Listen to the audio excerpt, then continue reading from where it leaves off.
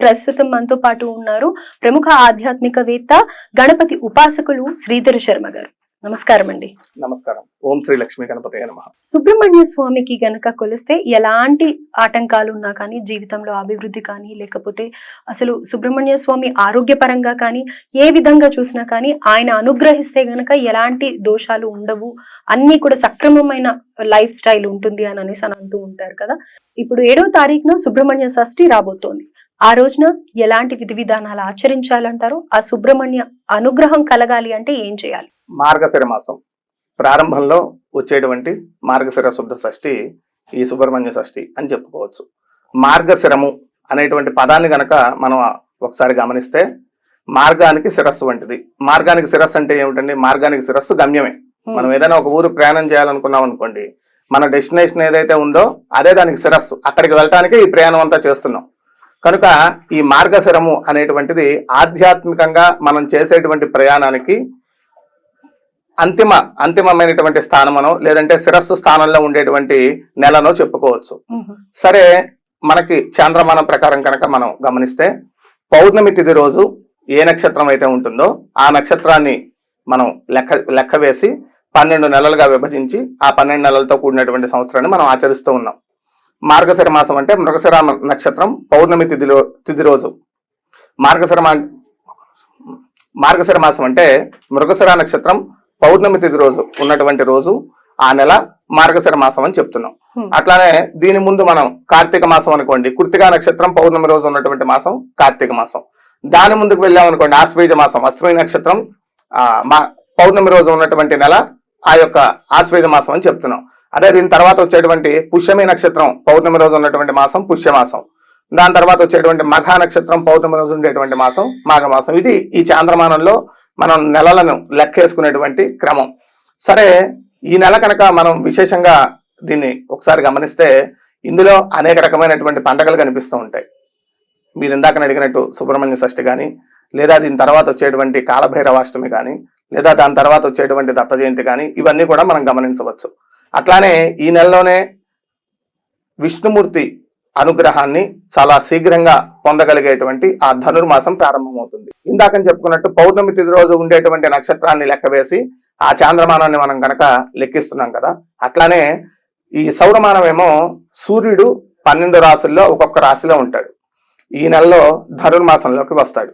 ఈ ధనుర్మాసంలో ఉన్నటువంటి ఆ ధనుస్ సంక్రమణం జరిగినటువంటి రోజు నుంచి మరలా మకర సంక్రమణం జరిగేటువంటి రోజు వరకు ఉండేటువంటి ఈ కాలాన్ని ధనుర్మాసం అని చెప్తూ ఉంటారు.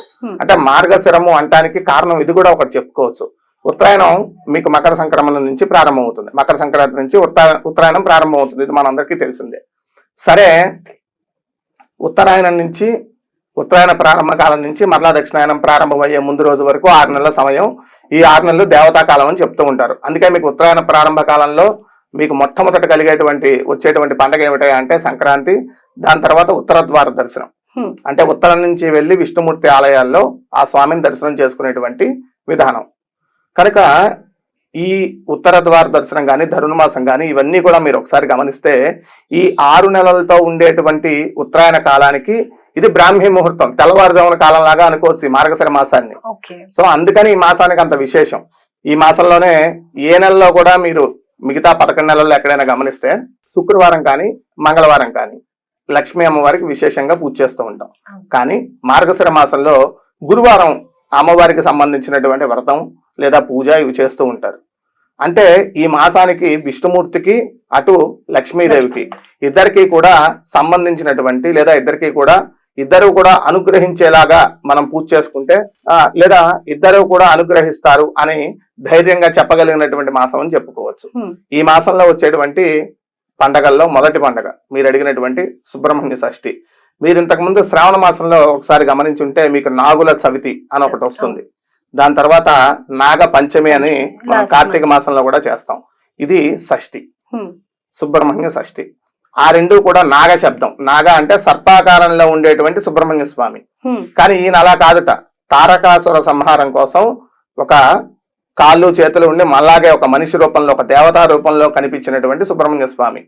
ఆయనకే శరవణభవుడని తర్వాత కార్తికేయుడని ఇలా చాలా పేర్లతో మనం పిలుస్తూ ఉన్నప్పటికీ కూడా సుబ్రహ్మణ్యుడు అంటే ఇందాకని చెప్పుకున్నట్లుగా సుబ్రహ్మణ్యం అంటే బ్రహ్మజ్ఞానాన్ని, మంచిదైన గొప్పదైన బ్రహ్మజ్ఞానాన్ని ఇవ్వగలిగేటువంటి భగవంతుడు లేదా ఇచ్చేటువంటి మూర్తి అని చెప్పుకోవచ్చు ఈ సుబ్రహ్మణ్య అవతార విశేషాన్ని. అటువంటి సుబ్రహ్మణ్య స్వామి ఈ సుబ్రహ్మణ్య షష్ఠి రోజు ఆవిర్భావం అయ్యాడని, ఆ రోజు కనుక ఎవరైనా సరే ఆ స్వామిని ఉపాసన చేస్తే, దీనికి విశేషంగా సుబ్రహ్మణ్య ఆరాధన చాలా సులువు. ఒక విధంగా చెప్పుకోవాలంటే చాలా తొందరగా అనుగ్రహించేటువంటి మూర్తుల్లో సుబ్రహ్మణ్య స్వామి కూడా ఒక ఆయన పూజ చేసుకుంటాం గానీ, లేదా ఆయన ఆరాధన చేసుకుంటాం గానీ, ఆయన అనుగ్రహం పొందడం గానీ చాలా సులువు. అలానే వారి ఆగ్రహానికి గురి కావడం కూడా చాలా సులువు. మీరు గణపతికి, సుబ్రహ్మణ్య స్వామికి వీళ్ళందరికీ పూజ చేసి వాళ్ళని ప్రసన్నం చేసుకోవడం చాలా తేలిక. అట్లానే తొందరగా వాళ్ళ ఆగ్రహానికి గురి అయిపోతారు. ఎందుకని వీళ్ళు బాలస్వరూపంలో కనిపిస్తారు. సుబ్రహ్మణ్య స్వామిని మీరు ఎక్కడ చూసినా చక్కగా ఆయన ఒక చిన్న బాలుడి రూపంలో శూలాన్ని పట్టుకుని ఉండేటువంటి మూర్తిలే మనం గమనిస్తూ ఉంటాం. కనిపిస్తూ ఉన్నటువంటి మూర్తి విశేషాలన్నీ అలానే ఉంటాయి. అంటే బాల స్వరూపంలో ఉండేటువంటి మూర్తులు వీళ్ళంతా తొందరగా అనుగ్రహిస్తారు. వీళ్ళకి ఈ స్వామి అనుగ్రహం మనకు కావాలి అంటే ఓం శరవణ భవాయ నమః లేదా ఓం సుబ్రహ్మణ్యాయ నమః అనేటువంటి మంత్రాన్ని విశేషంగా జపం చేసుకుంటూ ఉంటాం. అట్లానే నువ్వులు బెల్లంతో చేసినటువంటి చిమ్మిలి ఆ రోజు నైవేద్యం పెట్టి అందరికి మనం తీసుకున్న ఆ ప్రసాదాన్ని మన వాళ్ళందరికీ ఇవ్వటం. ఇంకా విశేషంగా 7 సంవత్సరాల్లోపు ఉండేటువంటి పిల్లలు వాళ్ళకి ఆ స్వామి రూపంలో భావించి ఎర్రని పండ్లు, యాపిల్ పండ్లు కానీ దానిమ్మ పండ్లు కానీ దేవుడికి నైవేద్యం పెట్టి వాళ్ళందరికీ కూడా పంచటం. ఇవన్నీ కూడా చాలా తొందరగా సుబ్రహ్మణ్య స్వామి అనుగ్రహం పొందడానికి అవకాశం ఉంటుంది. అట్లానే చాలా దేవాలయాల్లో ఆ రోజు అభిషేక పూజ అర్చనాది కార్యక్రమాలన్నీ చేస్తూ ఉంటారు. కనుక వాటిల్లో మనం భాగస్వాములయ్యి ఆ అభిషేక అర్చన కార్యక్రమాల్లో కూర్చుంటాము.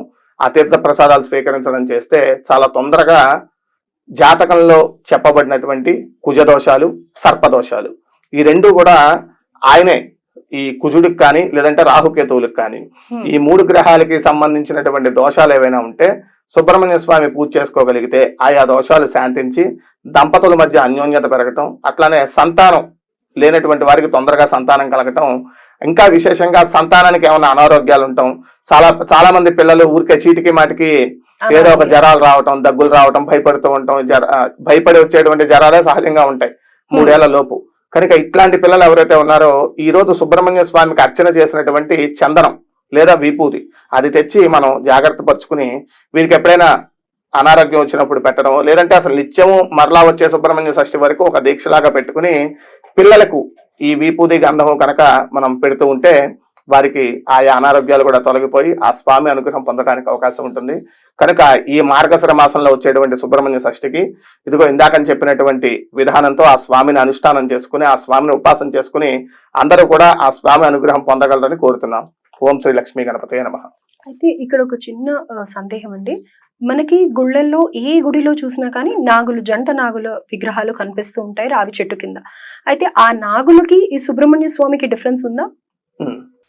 ఇందాకని చెప్పినట్టుగా నాగస్వరూపంతో ఉండేటువంటి మూర్తి కూడా సుబ్రహ్మణ్య స్వామి.